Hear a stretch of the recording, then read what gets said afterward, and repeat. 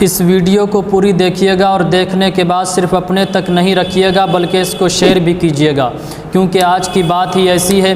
آج ہمارے دیش کی گودی میڈیا ایسی خبروں کو چھاپ رہا ہے کہ سعودی عرب کے اندر مسجدوں میں لاؤڈ اسپیکر لگی ہوئی ہے، تو اس لاؤڈ اسپیکر پر بینڈ لگا دیا گیا ہے۔ اب سعودی عرب میں لاؤڈ اسپیکر سے اذان نہیں ہوگی، یہ ہمارے دیش کی گودی میڈیا لکھ رہا ہے، اور ساتھ ساتھ یہ بھی چھاپ رہا ہے کہ ہمارے ہندوستان کے مسلمان لوگ مائک پر اذان دینا بڑی شان سمجھتے ہیں، لیکن سعودی عرب جو اسلامک دیش ہے اس نے خود بینڈ لگا دیا۔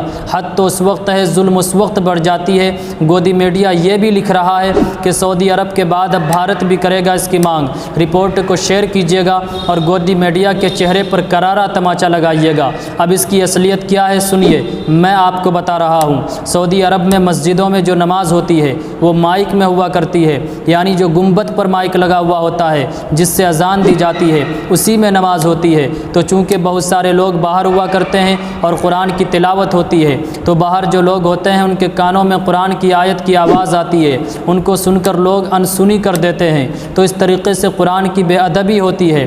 تو سعودی عرب کی سرکار نے اس مائک میں نماز پڑھنے سے منع کیا ہے اور اذان دینے سے مائک میں روک نہیں لگایا ہے۔ اور رہی نماز کی بات، تو مسجد کے اندر جو چھوٹے مائک ہوا کرتے ہیں اس مائک کے اوپر، اس مائک میں آپ نماز ادا کر سکتے ہیں، اور نماز آپ لاؤڈ اسپیکر جو چھت پر لگی ہوئی ہوتی ہے اس میں نہیں پڑھ سکتے ہیں، البتہ آپ اس پہ اذان دے سکتے ہیں اور نماز مسجد کے اندر کی مائک میں دے سکتے ہیں۔ یہ تمام کے تمام باتیں ہیں۔ اب اسی کو لے کر ہمارے ہندوستان کی گودی میڈیا جھوٹ موٹ کی خبریں پھیلا رہے ہیں کہ اب سعودی عرب کی سرکار نے اذان دینے پر پابندی لگا دیا۔ یہ ساری کی ساری باتیں بالکل غلط ہے۔ اس لیے میں آپ سے بار بار کہتا ہوں آپ گودی میڈیا کو بالکل نہ پڑھیں، ورنہ اسی طرح کی غلط رپورٹ آپ کے ذہن میں ڈال کر آپ کو غصہ دلانے کی کوشش کرے گا۔ تو برکیف فی الحال اتنا ہی۔ امید کرتا ہوں آپ اچھی طرح سمجھ گئے ہوں گے۔ آپ اپنا خوب خیال رکھیے، اپنی دعاؤں میں اپنے بھائی کو ضرور یاد رکھیے۔ پھر ملتے ہیں نیو نیکسٹ اپڈیٹ کے ساتھ۔